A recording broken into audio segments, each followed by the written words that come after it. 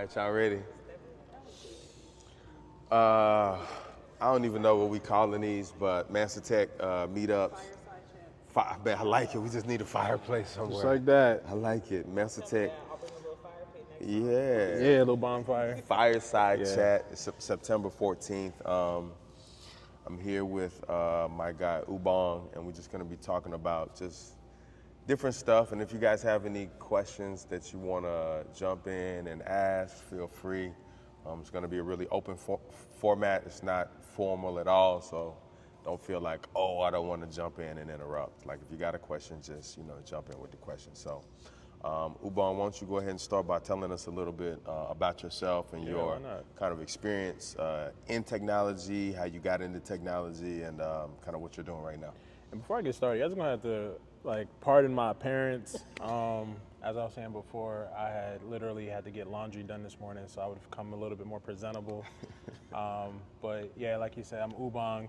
You know, me and Tiba, we met on the Morning Meetup. It was about earlier in the year.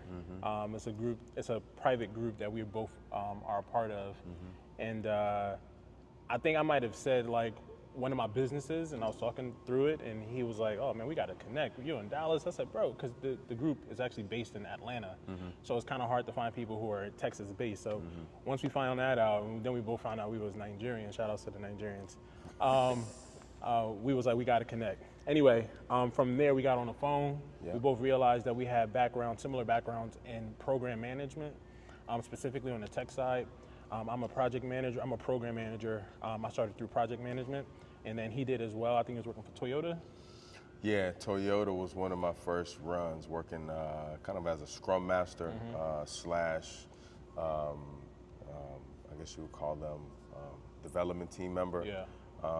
And then, just kind of moved up from there. And then I was like, man, dang, we really got to link up, man. We got a lot going on. We got a lot of similar lifestyle things, et cetera. So anyway, my name is Ubong Ikpe, and I have been in healthcare IT specifically for this is 2024, so 11 years, almost 12. I have served in a number of different management capacities. Like I said, all the way up through senior program manager to project manager to just team lead. And, when I was really early in my career, just pretty much like your analyst type role. What does that mean when I say in health IT? So basically, without giving you guys the full background on the health IT sort of industry, the point is around 2008, Barack Obama had signed into law the I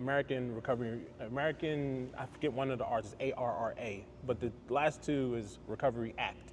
And so that was he earmarked a few $1 billion for healthcare to innovate and modernize.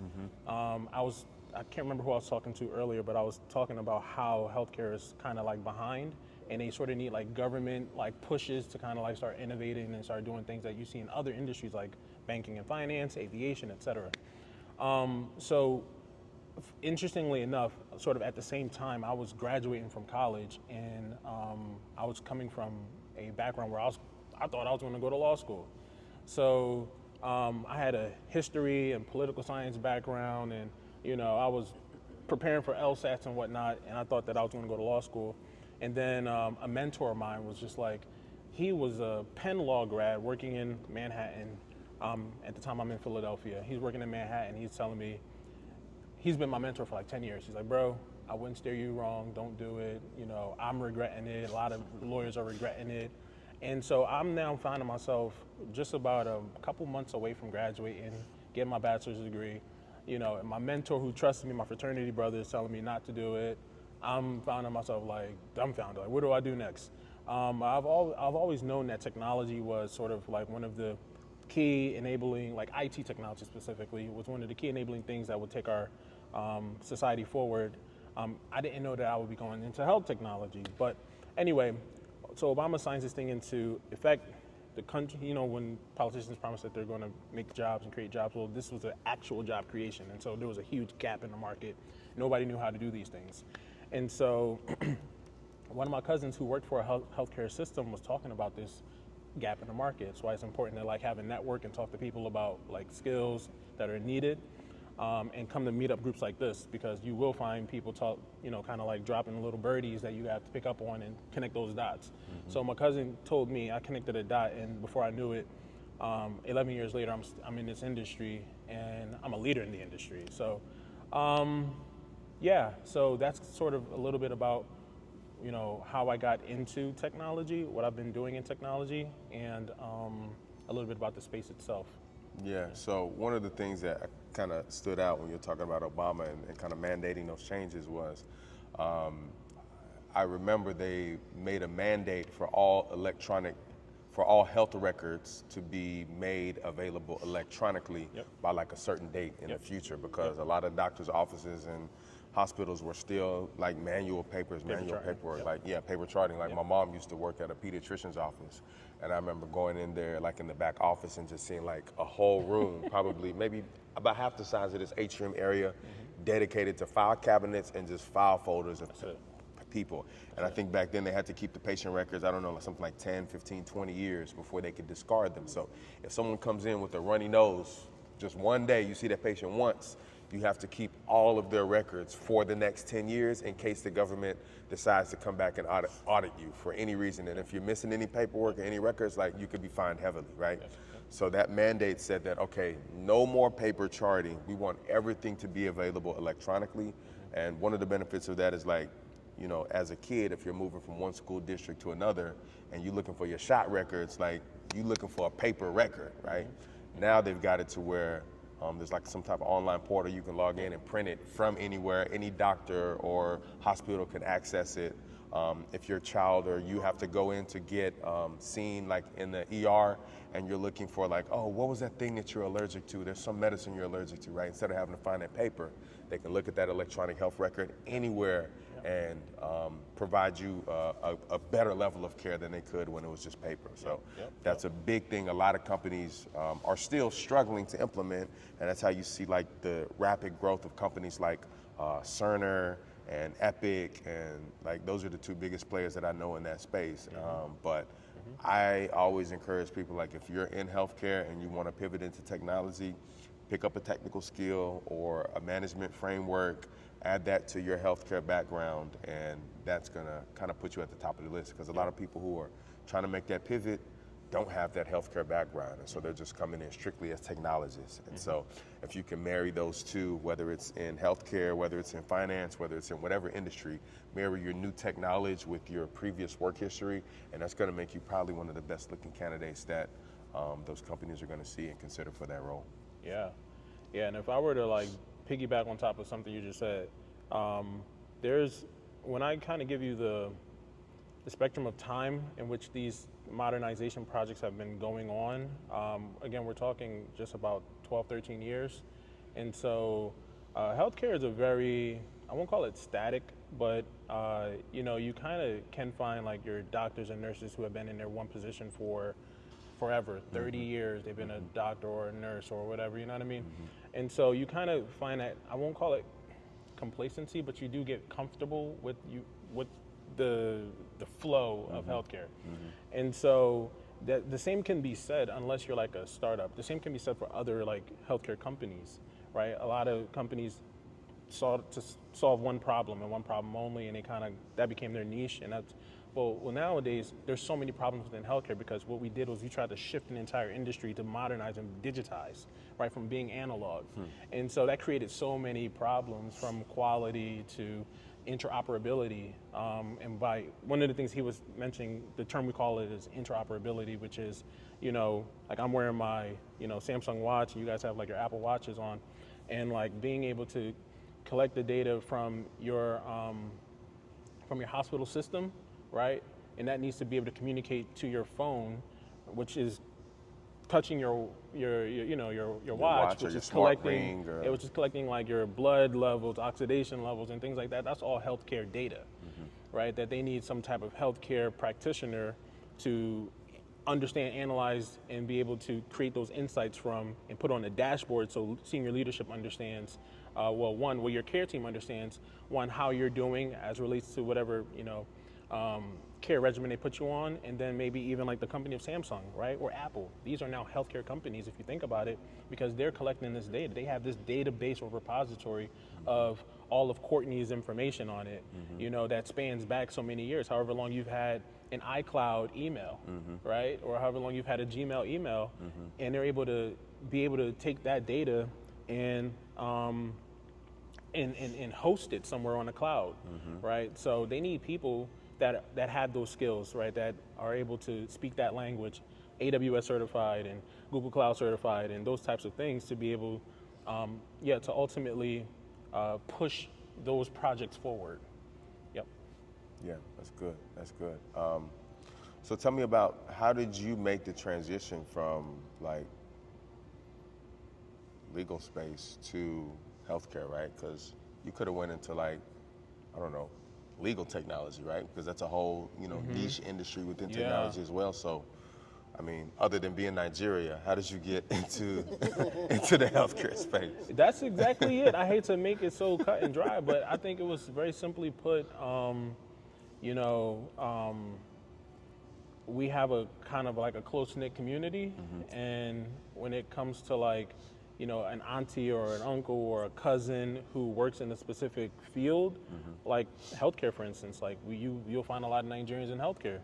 And so, again, people keeping their ears to the ground and being able to communicate up and back to their family and folks who are looking for opportunities and jobs.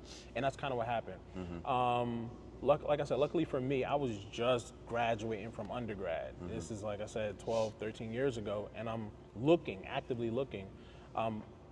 My first certification was a SQL certification. I'm not sure if you guys are familiar with SQL. It's a programming language. So in Jira, when you guys search, like that's one of the queries. Yep. Yeah. So once I committed to saying, okay, I'm going to go into technology, and I didn't know exactly what technology, I knew I needed to learn how to program of some sort. And so not to say that you must do this, but again, I was kind of like driving without, you know, real like guidance, and I was like, let me just pick up a certain skill.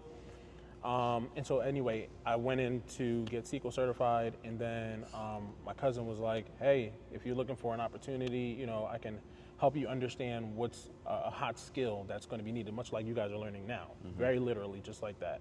And I was like, okay, I'm down for that. And, you know, 10, 11 years later, I made a career out of it. I went to go, let's say, a couple years later, I got like one of my project management certifications, and then I went to grad school for it. So I went and did my master's in health informatics and data analytics. And then before I knew it, I found myself, like, again, in those leadership positions because it was a new field. There weren't a lot of people, I won't call it a new field, it had pre-existed. However, there were not as many young people who understood the technology pieces of it. And then technology was growing, and so I was able to kind of set myself aside by both having practical skills, like on the field, as well as like the theoretical skills from the classroom, and like other leaders who had done it. So, like you said, you marry those two up, and then you can sort of stand out pretty easily. Yeah. So I know you talk about, you know, being in the rooms of senior leadership. In my experience, oftentimes I'm the only person of color in those rooms, and sometimes it can feel a little bit awkward and out of place, but you know, ultimately you kind of settle in. What has been your experience in the healthcare space? It's very much so that. So I have worked in private healthcare, so working for companies and hospitals like the ones you see driving down, you know, UT Southwestern, you know, Texas, all these other hospitals, right? I've worked for public healthcare, so I've worked in the federal side of healthcare for, like, you know, military health, right? So, you know, I don't know, servicemen and women looking to, you know, deploy, but before you deploy, they got to get like your vitals taken, all that work. So military, which is one of the bigger, it's actually the biggest type of healthcare, right? So there's bases all over the world, and all those bases need, you know, people who understand military health. I've also worked on state and local, and no matter which industry or what side of healthcare I've worked in, I have literally almost always been the only black person. You know, So to answer your question, what does that look like? I think that's what happens when you kind of like shoot really high. Like the higher up you go, the less and less you start to see people that look like you. You know, so I think that's, like I said, I think it's almost like a byproduct of the ascending to like the top or near the top of whatever, any industry in America specifically. Yeah. Yeah. Yeah. And so how do you navigate that? I know for me personally, I feel like at this point it's almost my life's work to get more of us Yeah. into the technology space. Yeah.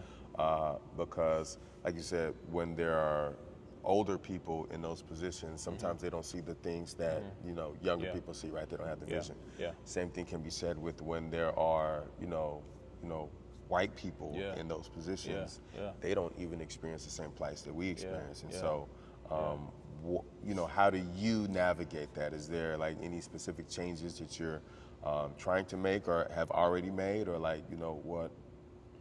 I'm gonna keep it a whole buck with you guys. Like that's a problem that is not just felt in healthcare. You know, that's felt in all types of like industries and sectors of being like the only black person. And I think more and more, especially like in the last few years, like there's been an increase in like sensitivity around it with DEI and initiatives like that to kind of like help retain black talent at these companies. It may make a dent, like, in how you feel. Like sometimes people go out and they look for those affinity groups to belong to at these big companies and organizations so that you feel like a sense of belonging and a sense of like, like I'm at home somewhere. But you have to kind of like toughen up a little bit, by toughen up, I mean you have to kind of get used to that. You gotta understand that that's what it's going to be. You want to make $150,000, be prepared to be the only black person in the room. Okay, you want to make upwards of plus that, be prepared for that reality. And then if you're very passionate about it, then yeah, like Tiba's doing, create a community and teach people how to enter those same spaces that you are in. Because the truth is, there is a lot of gatekeeping going on by other cultures and races and stuff like that. That does happen.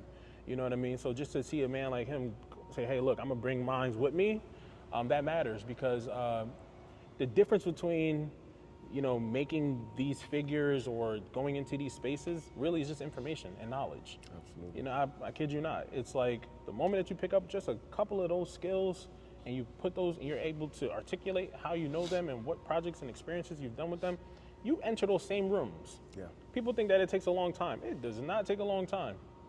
And that's why you see a lot of these boot camps popping up. Right, boot camps popping up left and right because they know after 6 months of you learning that information or knowledge that you can be right there in those same rooms working for those same companies. A lot of the time it's like a gatekeeper or gatekeepers. Yeah. So what exactly, and I don't know if you can share the details, but tell us about what it is you're working on currently. Yeah, so I think I might have spoken about it in pockets with some here. I'm like a technologist as well. I just try to keep up with the latest and greatest skill sets and tools. One of the key skill sets that I'm trying to pick up right now is learning how to deploy machines into the cloud. So basically everything is moving to the cloud. We were talking about, I think I was talking with you about data and how, once upon a time, everything was kind of like, we call it on-prem, like there was like a data center or whatever, and that was physical, right? Now everything has been kind of like, there's migrations of things, making things go to the cloud, where where a company or an organization doesn't need to necessarily have a physical place where they host all of these servers, right? Now it's all up in the cloud somewhere. So if that's the future, right? If the future is more virtual and digital, then I want to figure out how to learn the skills that push these files, storage spaces to the cloud. That's one. Two, we're living in like this new like we're watching the rise of AI. It's a renaissance, AI renaissance. Yeah, we're watching the rise of AI, and while AI has always been around, the ability for computers to compute as fast as they can hasn't. So that's where we see, these, we call them large language models, LLMs like ChatGPT and Pilot and all. That's why we're seeing this take off. Because Whereas the computers finally caught up because computers finally the caught up. technology. Yeah, so like the computing power, like the CPUs and the GPUs have finally caught up. So now, to make a long story short, now I'm moving into the space where I'm learning how to develop these machines, and then not only develop these machines, but deploy those machines to the cloud. Mm-hmm. Yeah. Specifically for healthcare. Gotcha. Yeah. Anybody have any questions before I keep going? Or comments? No? Okay. So that's what you're doing in your like corporate position. I'll tell you what I'm doing in my corporate. So going back to, did I cut you off? A little bit. Okay. Is that what you're doing in your corporate position or in your like I kind of sense that he was going personal situation? Yeah. So like in a corporate sense, and I'll be honest. Like what I did was I had to take the time off to learn this stuff because I was working full time while I was doing it. I realized like balancing a family and balancing like the time commitment that it takes to learn these skills. It's like Tough. It's tough. Yeah. So because I had to go back to school for it, so I'm at the University of Texas doing this, and I was like, yo, I have to like designate a year to doing it. I told myself that after 6 months, I would reevaluate to see how comfortable I am with the knowledge before going back into working. And so, yeah, so my corporate job, what I was doing before I left was making devices and healthcare more interoperable. So taking your data, your personal data, and making sure that software can translate to the apps on your phone that can also translate to the apps held at the hospital.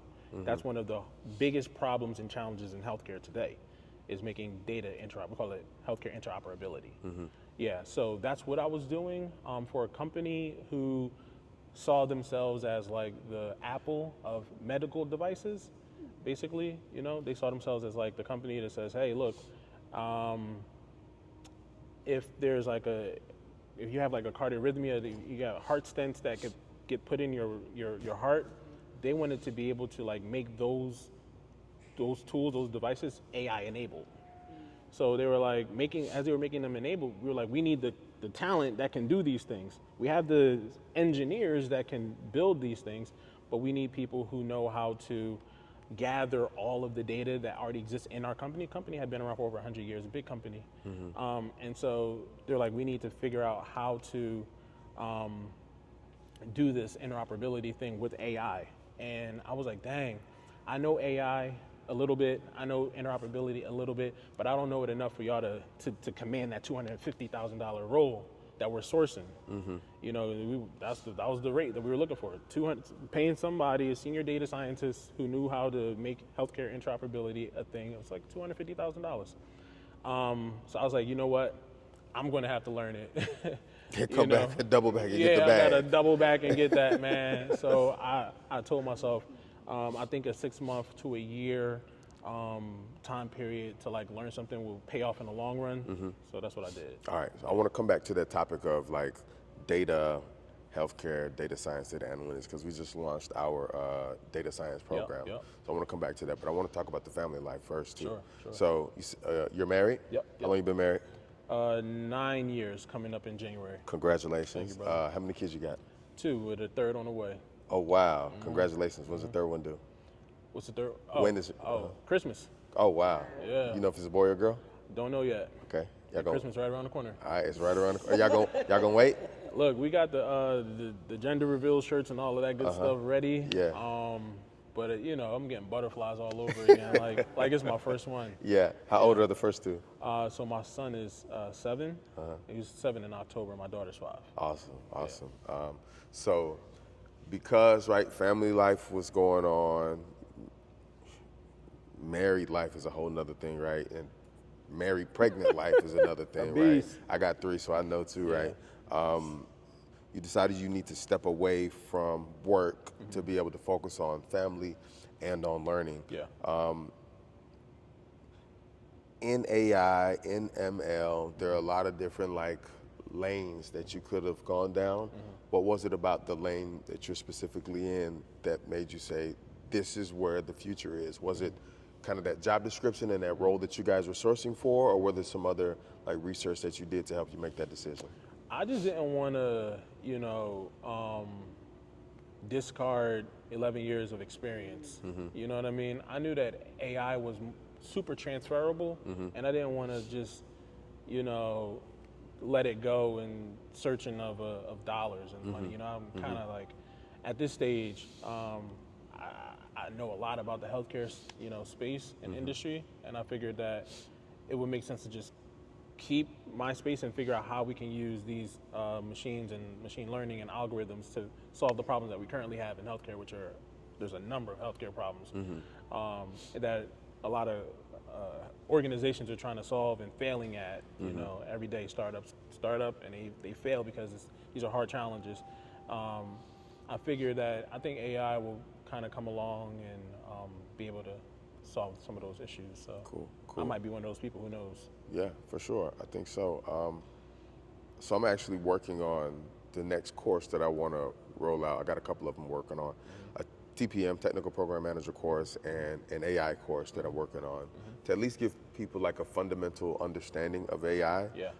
Because a lot of people, who may be like non-technical, need to get at least a fundamental understanding of it. So we're not going to necessarily teach you how to program the language models or anything like that, but at least like a fundamental understanding of what it is. And so for now, a lot of people look at AI as like ChatGPT, right? Let me enter some text and I'm going to get text back.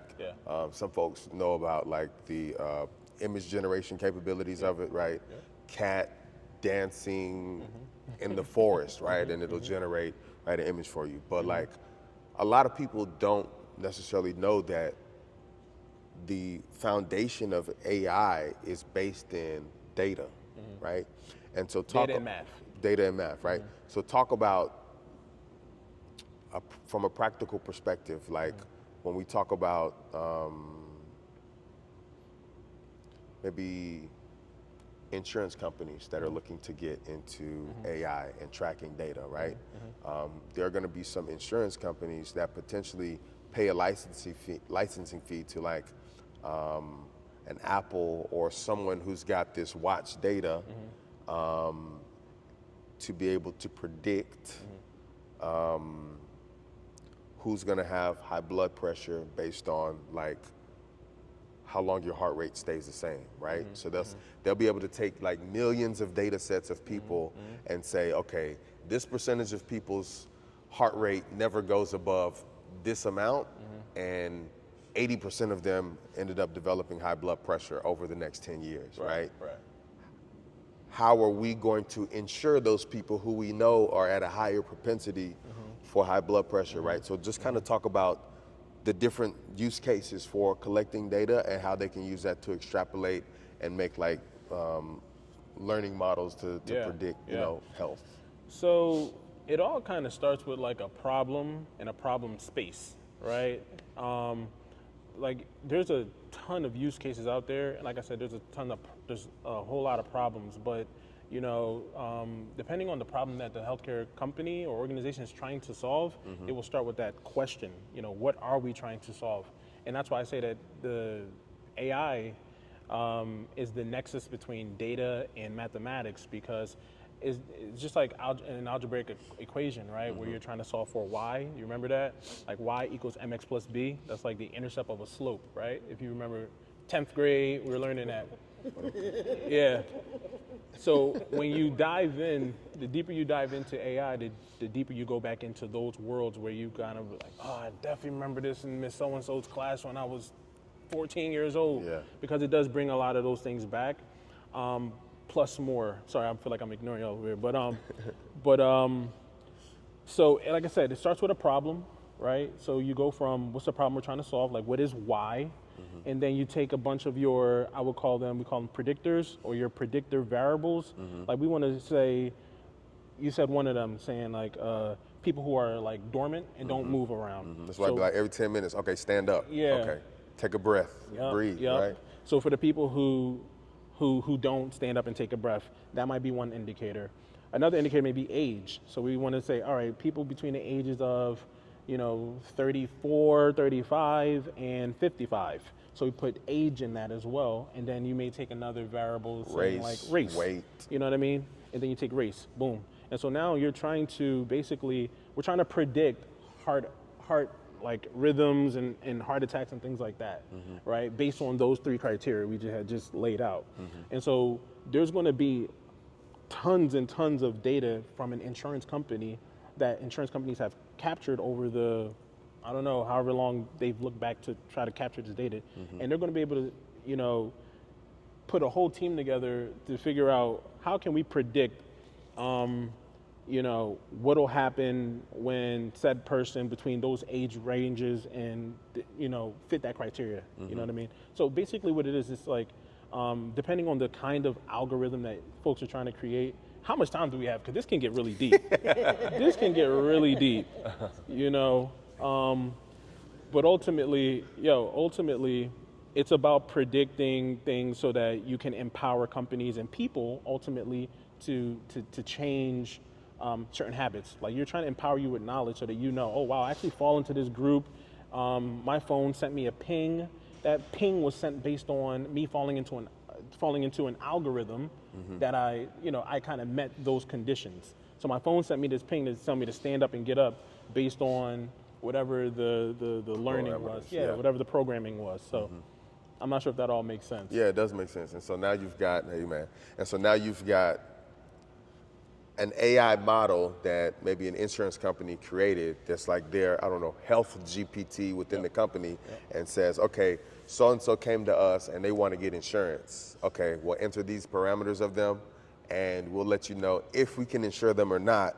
And if we can, this is how much it's going to be. And it's going to be higher if there are certain like red flags for them, right? Yep. So now they're using very smart AI models that are using a lot more data to predict now than they were 10 or 20 years ago, to the point that like, I don't want to say it's like gambling, but they can probably predict like the date you're going to have your heart attack, like, to the month, or how long you're going to live within like 6 months to 8 months, right? Based on how much data this AI model they've created can generate. There are a lot of automobile companies doing the same thing. They got those little smart plugs that they ask you to plug into your car.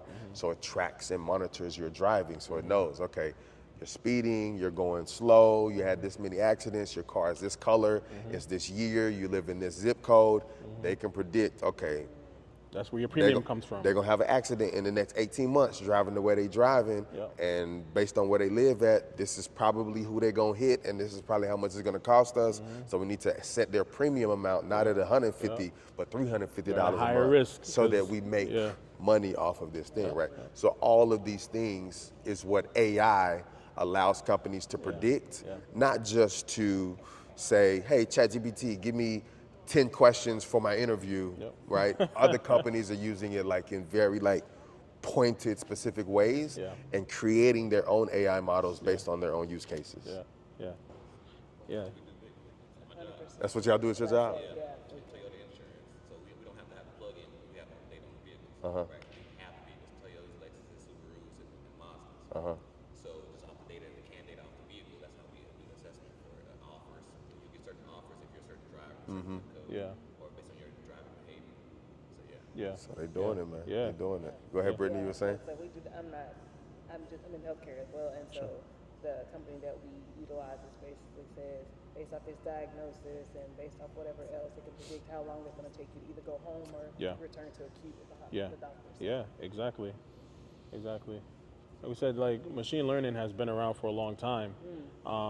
It's just as of recent, the last couple of years, that it's like I said, computers have caught up and made it more commercially available so that end users can tap into, like large language models. But like we said, insurance companies been predicting your premium amount based on where you live, geography, your age, all of that stuff has been around. You know what I mean? Yep.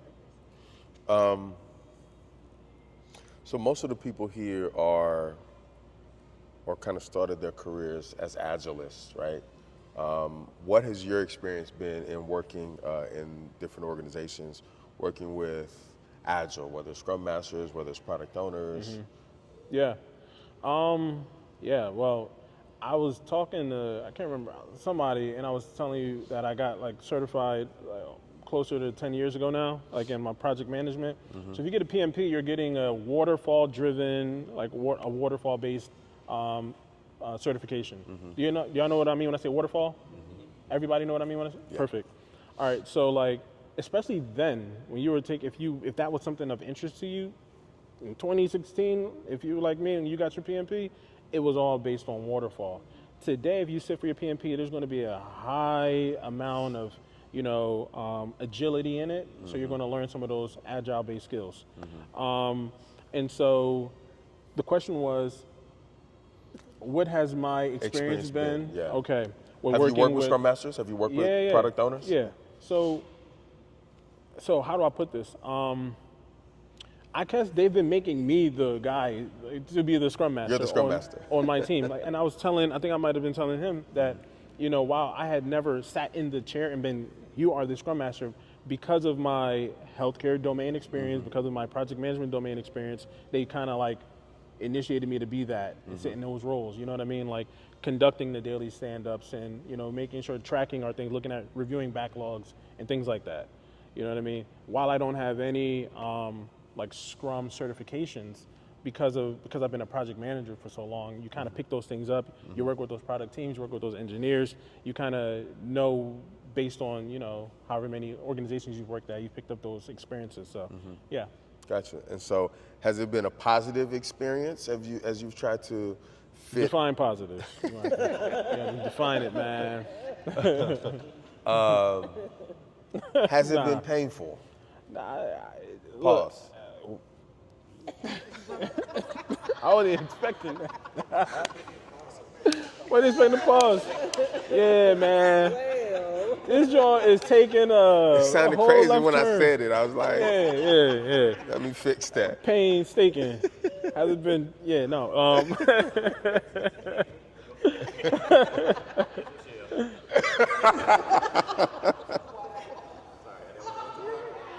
No, it's funny.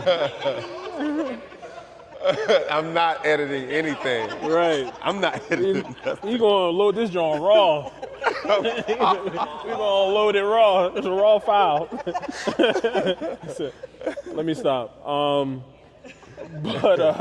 Now to bring it back, I do think that it's been a fulfilling experience because when you talk about like these methodologies, you're talking about things that you can apply to your personal life and your professional life. Yeah. You know what I mean?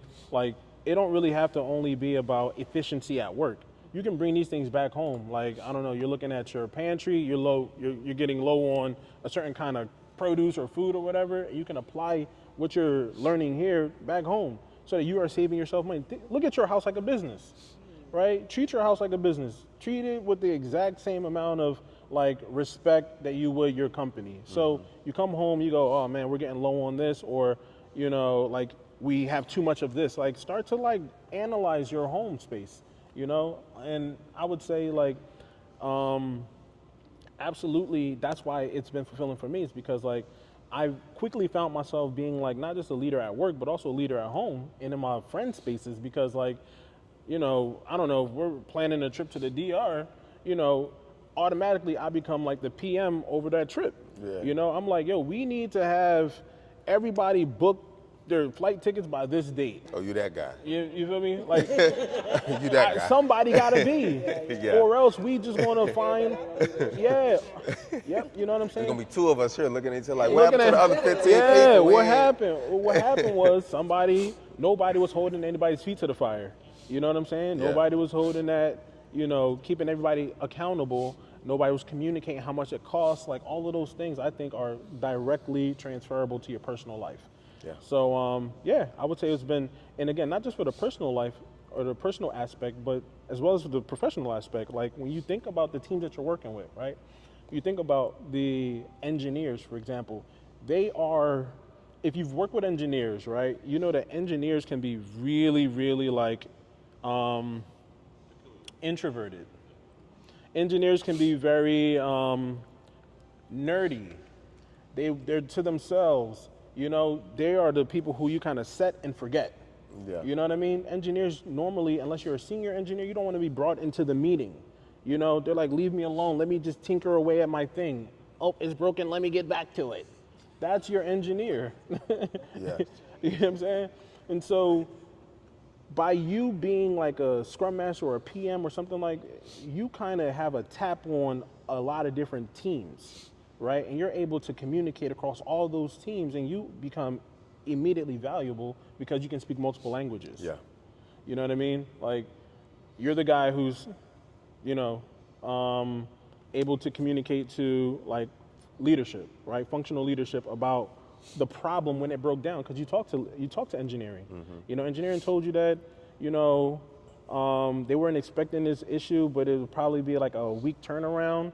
And so you don't need to know exactly how to configure that issue. It may be helpful if you do, but if so long as you can say it'll be a week turnaround, you can communicate that straight up to leadership. Now leadership knows the issue, they know maybe the solution based on you talking to the engineer, and then they know the time frame that it'll take. So like I said, I think that, yeah, absolutely, it's been a very positive journey just based on picking up those skills and learning how to communicate across a number of stakeholder groups. So when you first, you know, got your PMP and started working with development teams and technical teams, like, what was the most difficult part for you about like integrating into those teams, right? Sometimes that imposter syndrome can pop up for some people because they aren't technical and they feel like they need to be able to answer that super technical question. Sometimes that can be like just the communication piece, right? Sometimes, kind of like you said, like with engineers, sometimes they just want to be in their cubicle, like with the lights off and like, you know, typing away, resolving the issue. Like for you, what was your biggest struggle? Can I be honest with y'all? Please. You're always, depending on where you go, you'll always have a biggest struggle. So, and it might even be based on, you know, your experience and like what your age is, you know, like ageism is a thing as well, right? Like, so like, I'm 35 now. If y'all been listening, I said I've been in healthcare IT for 11 years. That puts me at around 23, 24 years old. Yeah. So I've been in my space since my early 20s. Depending on, you know, depending on where you are in your career, like when you are just making that pivot, you may not be able to communicate, or you may not know those technical terms, and you may walk into those meetings and you may be hearing all these things, and you may just be like, I've been there writing down every word that I do not know, right? I gotta write down this word because I have never heard it before. I don't want to open my mouth because I feel like if I'm not using the same terms that you are using, I sound and look stupid. So I'm gonna wait until I get back to my desk, you know, or I'm gonna Google it, I'm gonna write it down, I'm gonna embed it, and then I'll be ready for the next meeting. That's a form of imposter syndrome. You feel like you don't belong based on just being able to communicate based on your experience and or age. Fair? Absolutely. Okay, so then, you know, that may not be the problem if you are, let's say you're 40, 42, 43, 40, you know, whatever, and you have been a part of organizations and you've learned how to communicate, even just communicate simple concepts and processes, right? But at that stage, it may be another thing. You may be in your 40s, you may be looking at a young group of, you know, white kids that went to SMU, you know what I mean? And now you're having to communicate to those kids and they're looking at it like, where did this guy come from? You remember, you just pivoted into their field. They went to school for this, you know, and you are coming in and you're getting that skill set. So again, there could be a multitude of problems. You just have to figure out what is the problem, how you can nurse that problem to become a strength. That's the key thing. Yeah. How do I turn this negative into a positive? And you got to identify that as soon as possible.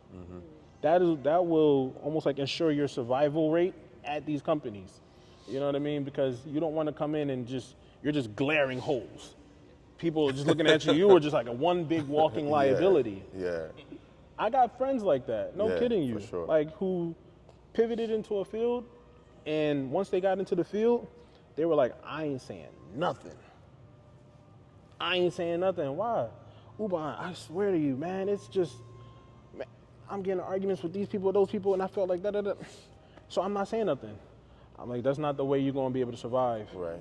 You know, God made you an individual, unique, you know, with your own powers and skills that you're going to have to employ those in the meantime.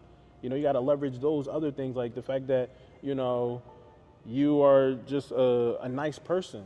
take somebody out to lunch, make them your friend, like disarm them, show them that you're a human being outside of work. Talk about other aspects that make you who you are. Now, I hate to be like taking a like this detour pivot, but the truth of the matter is you have to employ your full self as much as you can. You talk about imposter syndrome. Imposter syndrome occurs when we feel like we can't be our whole selves at work. You know what I'm saying? So figure out ways that you can bring your whole self to work, because, and that's a balance. That is a balance. Yeah. I'm not saying come to listening to Cardi and trap music and pulling up, but figure out ways that, you can bring your whole, personality and who you are, so long as you can still bring that value at the highest level to your organization. Right. Yeah. Hope that makes sense. Yeah, that makes good sense. Anyway, you say you bumping Sexy Red at work? I say, oh, yeah.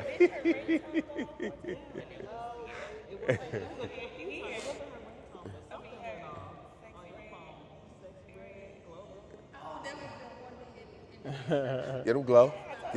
Yeah. That was in your interview, you said. Oh. Yeah. That's funny. Yeah. I mean, for me, I think one of my initial biggest struggles was, just feeling like I did not belong, right? Yeah. I didn't have the formal education and felt like, if I don't come in with a bachelor's or a master's degree, then like everyone in this room is looking at me like, I'm silly, right? Or like I don't belong. And I very quickly found out because, when I started my career, I worked at Radio Shack for like 10 years, fresh out of high school. And so I learned very early on like customer service and He aging himself with that Radio right? Shack. I know, right? It's cool. It's cool to be the old man in the room. I'm all right with that.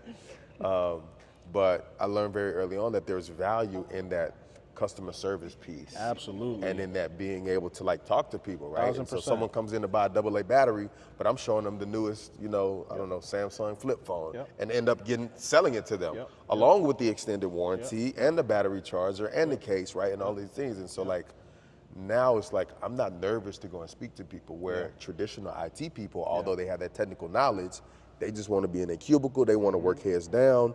You can literally be sitting next to them and they would prefer to send you an email or IM than be like, hey, Ubong, what's up with this, right? And so once you're able to ingratiate yourself with people in that way, and as Black people, we have, the gift of gab, or, the gift of community.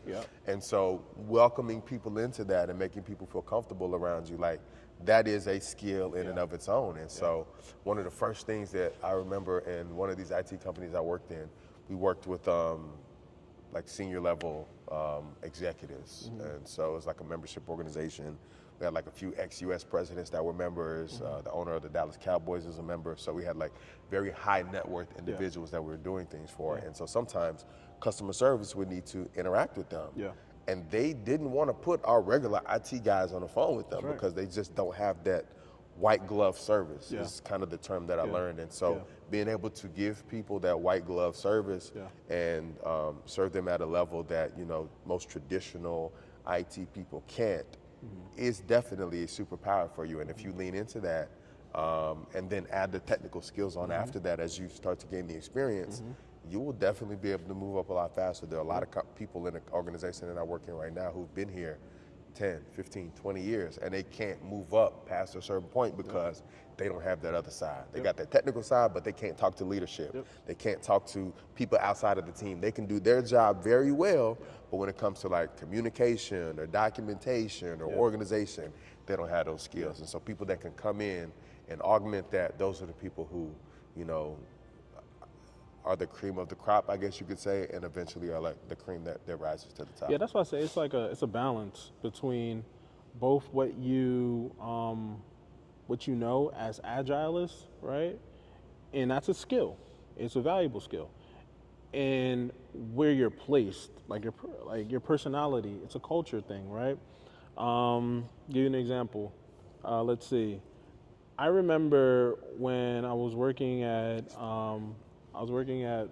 my former firm, a Big Four company, and you know, I was one of 47 black people. My team was completely white. You know, I was the only black person of a team of 44 or 47. And I think my senior manager was starting to pick up on that, and she started asking questions like, "Hey, Ubong, if you feel like, you know, between your client work, which is tough, right? You know, your client there are no black people on your client site, as well as our project team here at the firm, don't feel like this is her words. Don't feel like this is the only rodeo in town." Her words. She's trying to get you to leave? She wasn't trying to get me to leave, but she was trying to get me to think that I'm not like pigeonholed into staying here because I think I may not fit the culture here. Okay. You know what I mean? If you feel like you don't fit the culture, don't think that you have to stay here because you can go and try to work for Amazon. You can go and try to work for another company. I was like, man, I'm making well over 6 figures no matter where I go. This is going to be the reality for me. Right. You know what I mean? So I'm gonna stick it out here and I'm gonna figure out community here.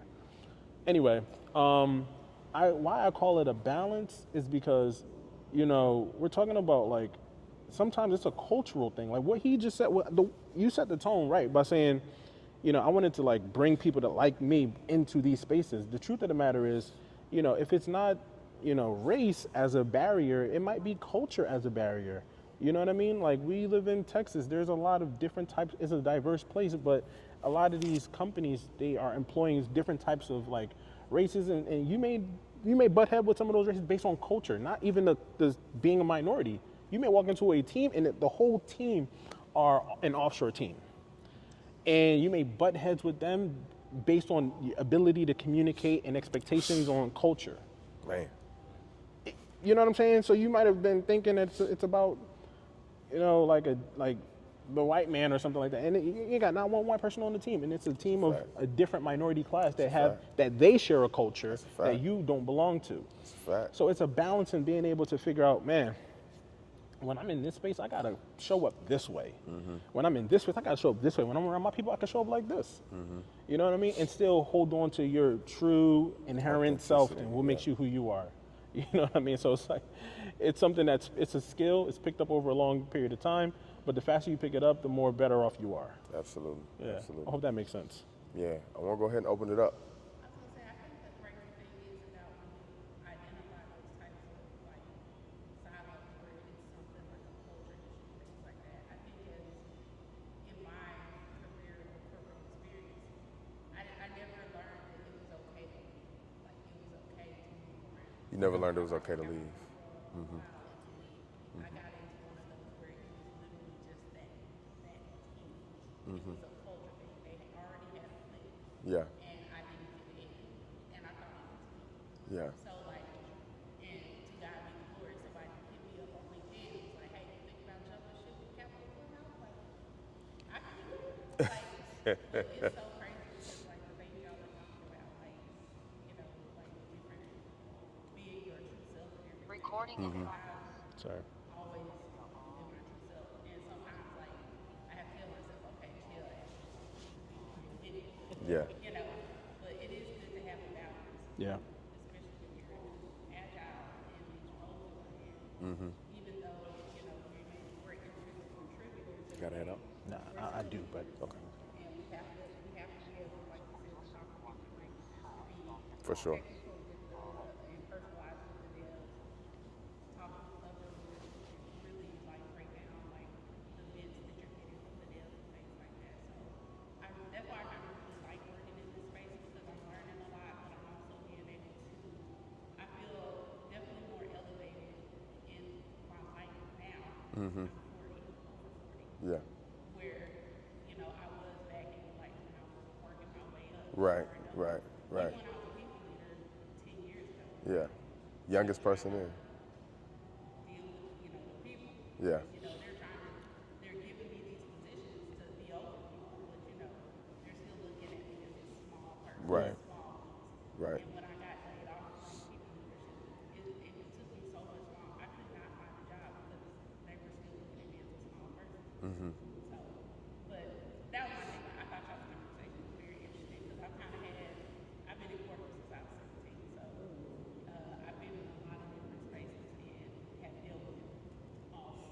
Yeah. You know, but I like mine right now. Yeah. That's good. That's good. I think something else I'll say is like, because I've worked on and off and on in corporate since I'll say I probably left Radio Shack, but even the way I think about situations that I'm put in or responsibilities that get put on me now versus then is very different, right? So back then, I would look at additional responsibilities being put on me as, oh, hell no, I'm not doing that. That ain't part of my job. They ain't paying me for that. Why? Tell him to do that, right? Versus now, when some of those things get put on my plate or if the opportunity comes up, I'm thinking like, let me do that so that even if I'm not getting paid for it today, But moving to the company that I'm in now, like they foster that, and like being there now, it's like a weight, like lifted. And I do know more information, like I am experienced now, but I don't feel like when I interject my black girl magic, I'm not feeling like, oh my gosh, they're gonna feel like I'm not adequate or not intelligent or whatever. And but it's fostered there too, like not only just from HR perspective, like on my teams, and we're predominantly white or Asian descent, whether it's Indian, Chinese, Japanese, but they embrace everyone's culture at this new company, and I think that has helped tremendously with my imposter syndrome. do you think that's because it's a larger organization with more diverse workforce, or do you feel like it's more you changed? No, I feel or like it may be the larger organization because they do have a lot of different cultures, and they have a DEI program and all these different co-groups that address pride or Black Lives Matter or Indian in the workspace, and they are celebrated all across. But like even on the team side, my manager, I go to another team and they QA test manager is black, and she like, I mean, just the everybody's attitudes and perspectives are different, and how they speak is different, and it seems accepted. Like, I haven't gotten a report like, oh, Tierra was aggressive or her tone, and I haven't even heard like other people's aggressiveness. Like even a white woman, like I look at her sometimes as aggressive at our checkpoint meeting, but like she's a leader and she's asking valid questions, and people are adopting to that. But it happens, like, and I just feel like when not necessarily I'm aggressive or with attitude, but if it's something that I feel like this is the only way I can communicate it because this is how I'm articulating it, I don't feel like I shouldn't communicate it, or I don't shy away. myself in and just not say anything because of the way I communicate. Versus when I was at Express Docs, I wouldn't always be so open to it because I feel like I used to feel like it was like they don't respect me. This is Make America Great Again company, like that. MAGA company. MAGA company. I never heard that one. That really works. Like, No, I believe it. I believe it. And it just was different. Like the environment is so much different. Yeah. Like, so different. And it's more embraced at this newer, like it's like. That's good. So it has helped. That's a good feeling.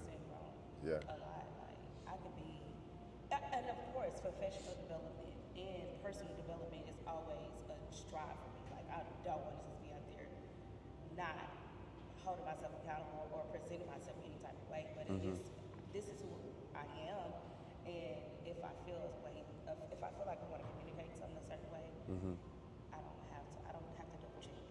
Like, Gotcha. That's good. That's good. Yeah, I was as I was hearing you guys' responses to kind of like culture talk in companies. One key term came to mind: emotional intelligence. You know, and like having a high emotional intelligence and how far that will take you in these spaces, right? A part of that emotional intelligence is being able to identify that it's not always the people that we think. It's not always them. Sometimes it's me. Yeah. You know what It's I mean? always me. Actually, it's my mindset. It's always me. There's always something I could have done or could do to make this situation better. Yep, that's a good way to look at it. Sometimes it's not always you. You're right. Sometimes you do have This is people, true. you know, sometimes you do have people who are just flat out difficult to deal with, jerks, aggressive or whatever. And sometimes that's not the case at all. You know, sometimes you may be bringing your past trauma. You know, sometimes you might be bringing your past trauma from past jobs to a new team and carrying that with you. You know what I mean? And so, like, well, she gonna do it. She gonna do it. It just hit too. That's like Holy Ghost sneeze. Them Jones is hitting. So like, yeah, I might as well clear away. You know, since 2020, man, we've been looking for like the triple threat. Once you get 3 of them Jones, we like, whoa, that's something there. Remember when COVID hit, man? Anybody who would cough in public, we was giving you the look. Not even cough, a sniffle, or like throat. Yeah, man. Yeah. Wait, what she got? Looking for a way out. Right. Right. Holding your breath. Gonna pass out. Don't stop. Yeah. Let me stop. Patient 0. Yeah. Here we go. Yeah, man. I'm choking on water. But emotional intelligence.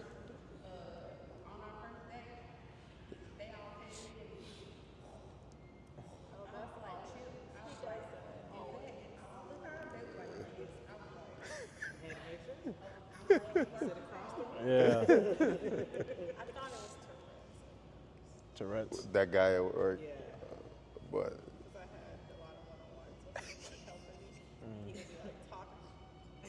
But then seeing him, he just, I don't think it's Tourette's after. It just does it.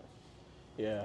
I'm kind of like that. I'm not that bad, but just always Yeah. sinus issues. But I think my note was on emotional intelligence, just having the ability to identify when you are the problem, or problem might be a harsh word, when you need some development, or when you need to develop, and when it's them that needs to develop. You know what I mean?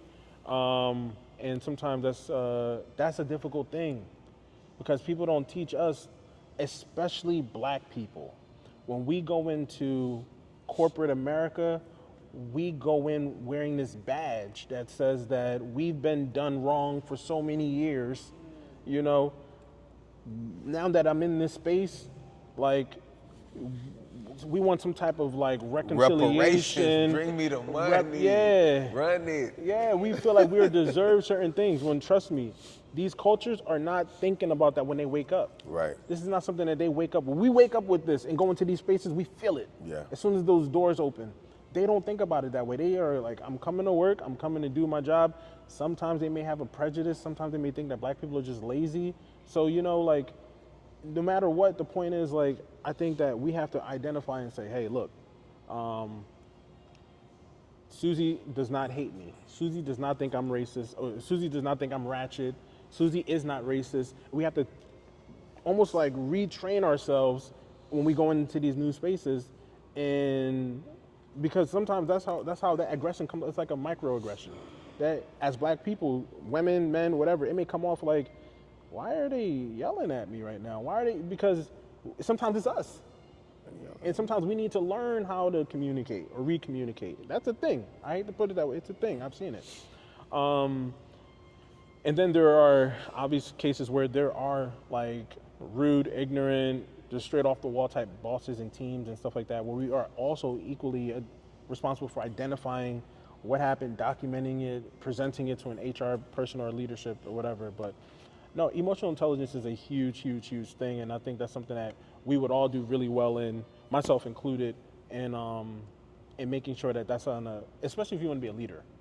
Like, Yeah. after a while, when you talk about like progressing in a field, it's not how much you know, it's not who you know, it's how you are able to inspire people.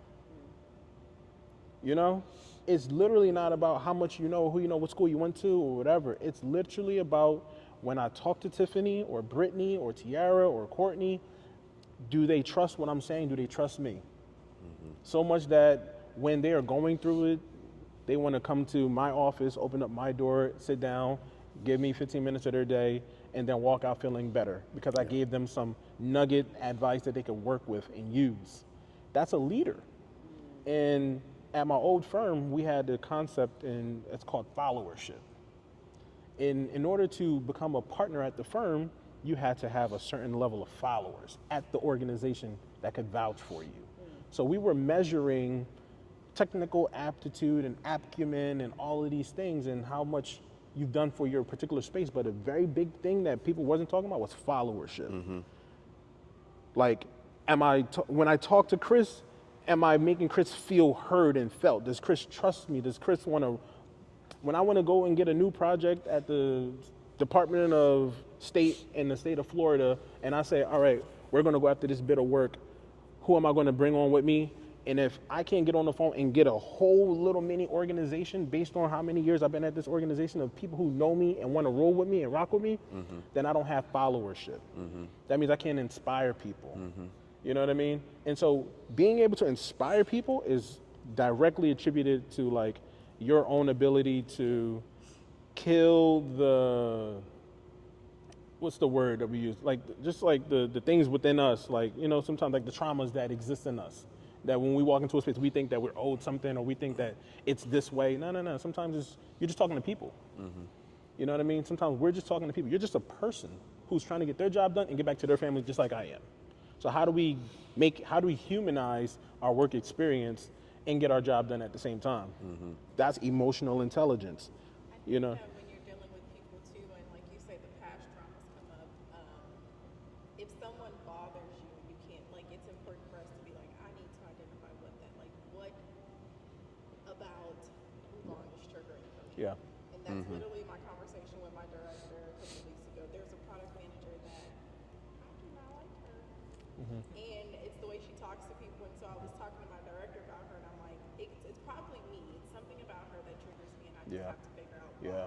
I don't have much interaction with her, but the interactions that I do have with her, they're not positive. Right. The way she speaks to me is Right. very You feel like condescending? beneath her or whatever. Yeah. But I'm like, it's probably me. Yeah. But I think that when you have open conversations with people that you trust, they can either validate, like, no, that's how they speak to me too. Yep. I don't think Yep. it's just you. Yep. But if it's just you that's the only person that's feeling like that, then Yeah. it's really like, okay, Yeah. it's a me thing. Yeah. It's not this person. I had one of those situations, and I recall having to ask, because I was, like I said, I was the youngest senior program manager on my team. I had a team of engineers, system architects, and then I obviously had to communicate with my boss and his leadership. And my team was fully remote. I'm in Texas. One of the engineers is in North Carolina. Some of the product team is in Alameda, California. Like, we were scattered. And so as the program manager, you know, it's my job to have a step on how long it's going to take you to develop whatever it is you're trying to develop, a microservice or whatever it is. You got to develop that thing, and I need to know when. It's my job to know by when, Right. so that I can communicate that up. I remember talking to my team. I was like, is it me, or let's just use a name, Amy. Does Amy not want to be managed? Is it me? And sometimes you can't go to the person. Sometimes you have to go to, you know, other people who has worked with her longer, Right. and figure out best ways that you can best work with this individual. And, you know, I'm like, I know I'm young. I know I'm like the only black guy on the team. I don't want to bring those things to the table as problems. So let's get a tap on what other people have felt when they work with her. Right. And they're like, nah, she don't want to be managed by nobody. Thank you. It's not I can take being off the table. You know what I'm saying? Let me take that off the table now.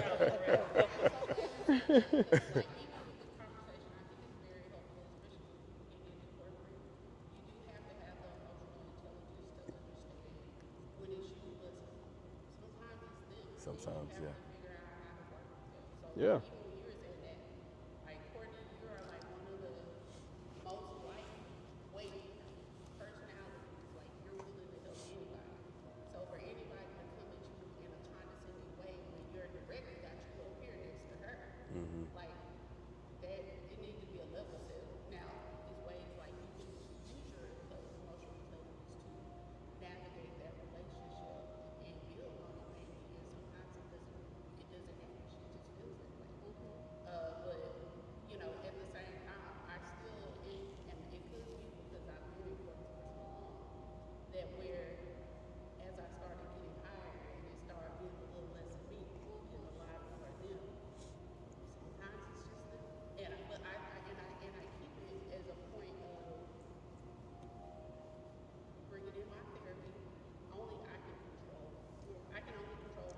Right. Yep.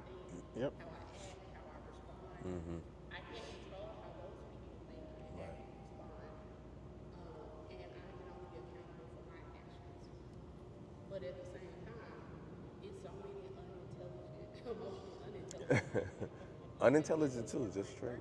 feel like just because of who you are, Yeah. you don't look like them. You came in later. You don't have a college degree, or anything. You just came in on showed up early that they feel like that triggers them. So I've been thinking that like that whole thing like when y'all like sometimes it's you. I'm like yeah, but sometimes it's them. Yeah. Like, but at the same time, you have to figure out how to like work around it. So that's the same thing that well, there were two. No, three. Oh yeah, that's right. Yeah. No, like second week. Ready to wrap it up? Developer, like I had a one-on-one with him because he kept going off on people. Trying to get my attendance. I had a one-on-one with him and he told me straight up, "Don't tell me how I feel. I'm gone." I'm gone. They hung up in my face. Bong. You flip the flip phone on you. Like, Yeah. bong. Literally, that's what he did. So I was taken aback, but then at the same time, I couldn't judge myself for because I know I didn't come to him wrong. I do have leadership experience. I work with people. First thing I know, listen to what they're saying, ask them for a way to work around it. But if you're just being irate, there's nothing I can do for you. Yeah. So, next thing I know, people, even my director, she's like, "You need me to get involved." And his manager, but a lot of those things, like whenever I have like an issue with a developer or something or anything, I find out from their leader. Oh yeah, this been going on for a while, and I'm like, okay, so it's not the process, it's not the way we talking, it's just them having it's something that's above me. Okay, it's above me now. Like you need to be handling this. Have developers pulling stuff out of Jira, assigning himself. What are you doing? He's like, oh yeah, you've been doing that for years. Yeah. Okay. Y'all need to fix that. So- This is not good for the company. Yeah. And I'll say this before I let Ubong get the last word in. A lot of times when it is them, they're like a unicorn or they're like a one of one because they're so valuable to the company or the team or the organization that we don't want to upset them.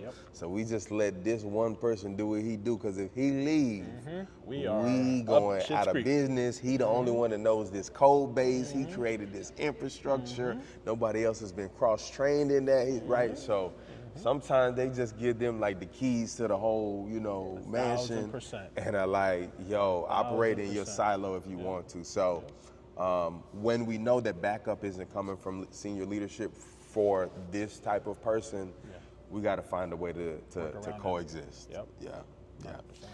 You got anything you want to say in closing, man, before you get out of here?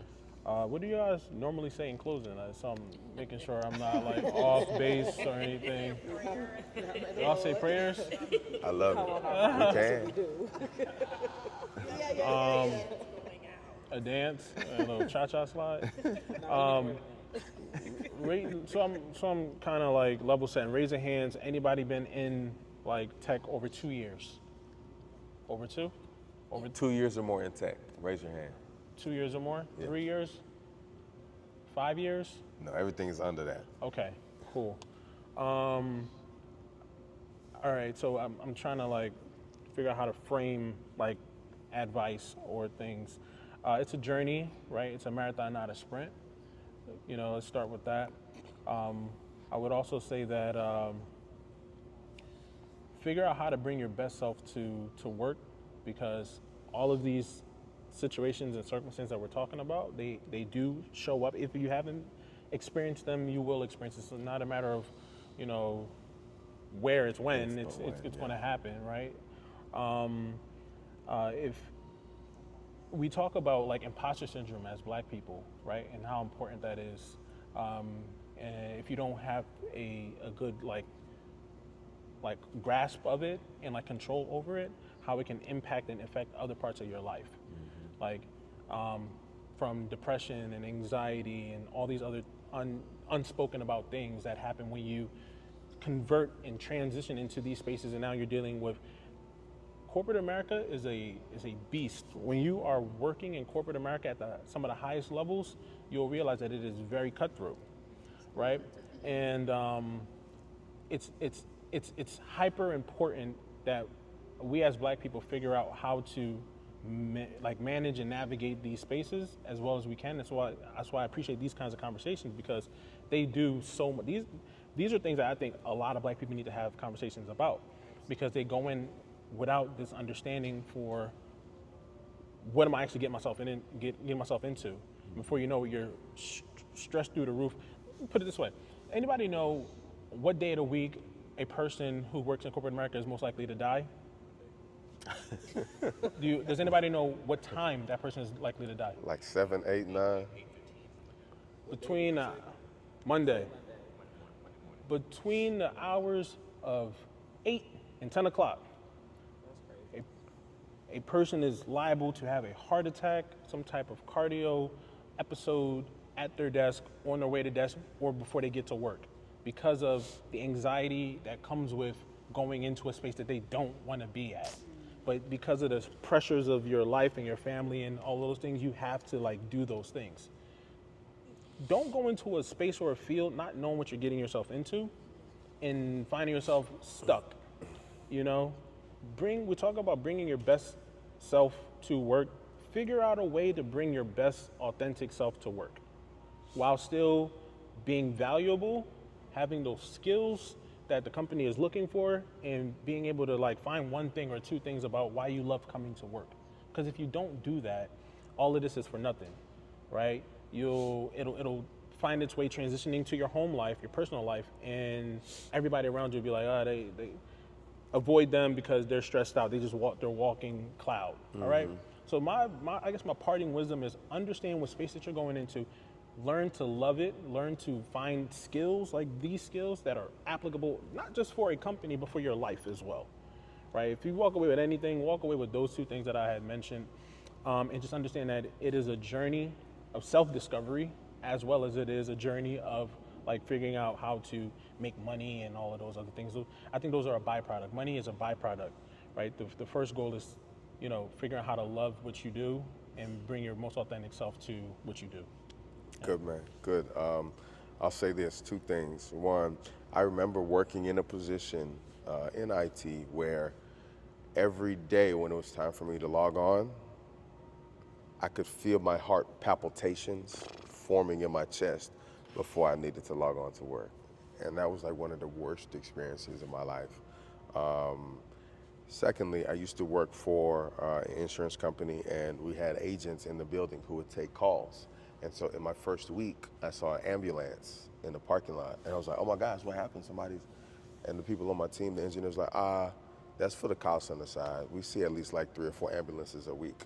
They're always having, not necessarily cardiac arrest, but anxiety or panic attacks or some type of medical issue from that being on the phone. And so that's why working in a call center, or when you're on the phone, customer facing, where sometimes the customers can be rude to you or whatever, it can be a daunting task. So yeah, for sure, man, you're definitely right about that. I can see how that happened, man. Yep. Well, everybody help me give a round of applause to Ubong.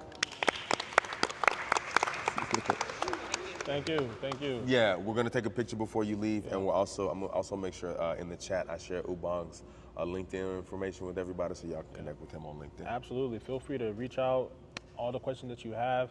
I usually love to answer questions that people have, and if I don't know the answer to it, I usually try to find somebody who does know the answer to it. I'm a resource. Yeah. Appreciate it, man. All right, y'all.